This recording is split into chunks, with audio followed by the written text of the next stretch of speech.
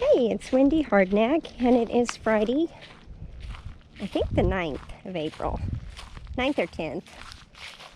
You know, somewhere around there. Anyhow, I kind of wanted to show y'all something. It is Morel mushroom season, and I thought I would check, and there was a bunch down here. But let me show you what I do. So when we harvest our morels, I harvested some this morning. We rinse them. I put them in a Ziploc bag, and I just shake that water and shake them and clean them real good, and then dump that water in here. I repeat the process several times until they're clean.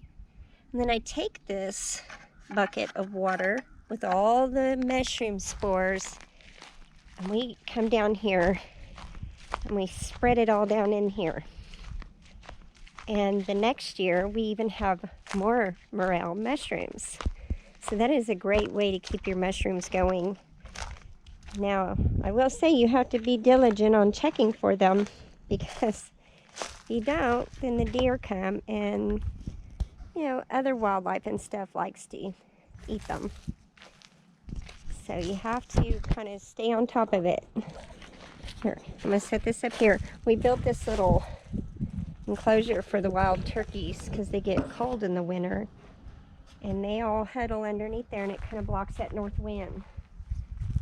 So, whoop, got on the tree. Didn't mean to do that. So I broadcast the spores. It's supposed to rain here in a little bit. So it'll kind of wash the spores around. And we'll keep continuing to check this area and harvest and everything. And we will keep dumping the spores in this whole entire area. Let's see if we can find some. Just did a really quick walkthrough and grabbed some. A lot of the times they're up under here. And I am allergic to cedar trees, and if they rub on my skin, I itch like there's no tomorrow. I can touch the wood, but for some reason the pollen and the branches are not my friend. Let's see here. And there's all kinds of turkey poop.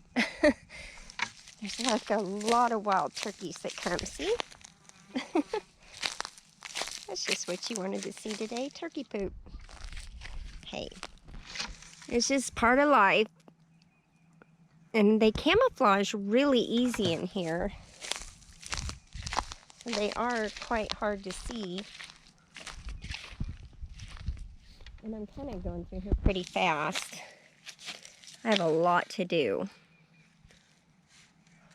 But who doesn't love morel mushrooms? Oh my gosh.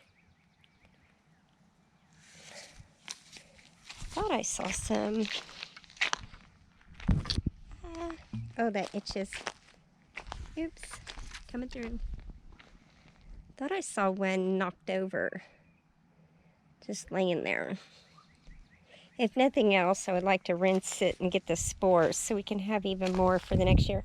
And you can see where the turkeys fluff. So if there are morel mushrooms in their way, they will fluff them, do their little dirt bath.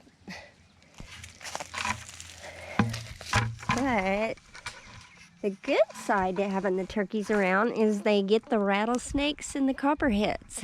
So that makes them my best friend. And they eat a ton of bugs and ticks.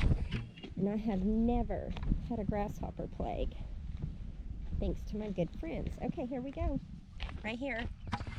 Even though these two look pretty dry, I'm still going to pick them up, throw them in the bucket, do the little rinse thing, because they'll give you all kinds of spores for the following year.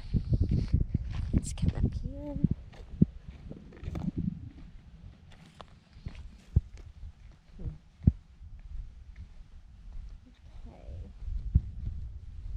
Butterflies are up. There's beautiful butterfly bushes I've done a couple videos on. Didn't flower out this year. Neither did my elderberries, which is so sad. Just been all the butterflies and bees swarm those, and they smell so good, so it just kind of cleans the air with that fresh flowery smell. Back through through here. I need to check down there too. More than likely the deer got those. Because these look like they're a little dried up.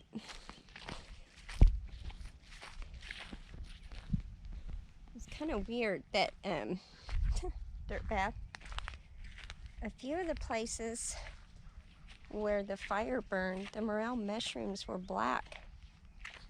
Yeah, we'll have to see if, which I don't think we have any more of those trees. Oh, there's some.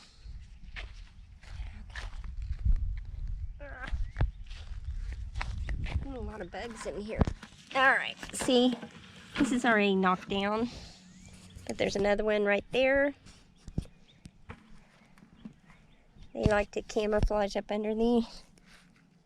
So even though that is dried out real good, this will still be good to put in my bucket, rinse real good, and harvest those spores. So you don't want to let anything go to waste. It just doesn't make sense. This time of year, even though we haven't got rain lately, I should have been on top of things and checked. My husband did check maybe the week before. And I said, well, it hasn't rained yet, honey. And he said, yeah, but even the moisture in the ground, you can still get them up under these trees and such. So anyway, we'll take that dirty part off. The stem part, trying to do it with one hand. Oop. And so this part will go in my bucket here. And we'll just rinse, rinse, rinse. You just put them in a Ziploc bag. And I got another shipment coming of those washable bags, the BPA free, to kind of decrease the amount of plastic. I've gone to the washable kind. I like them. They're thick, they're reusable, and it's just a good thing. So you can put them in there, shake it really good, get all those nasty spores and dirt and grit out. Keep doing it.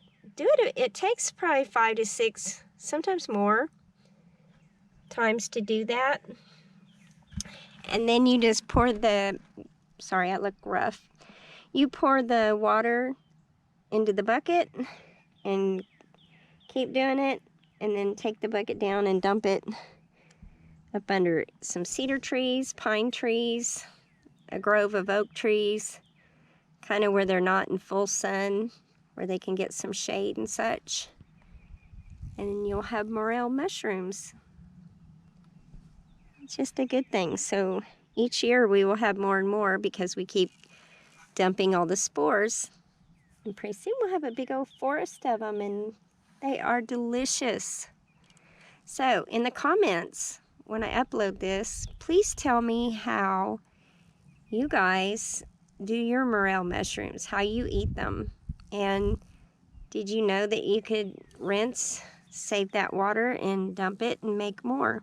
Use the spores for next year's harvest. All right, Wendy at Hardneck Farms.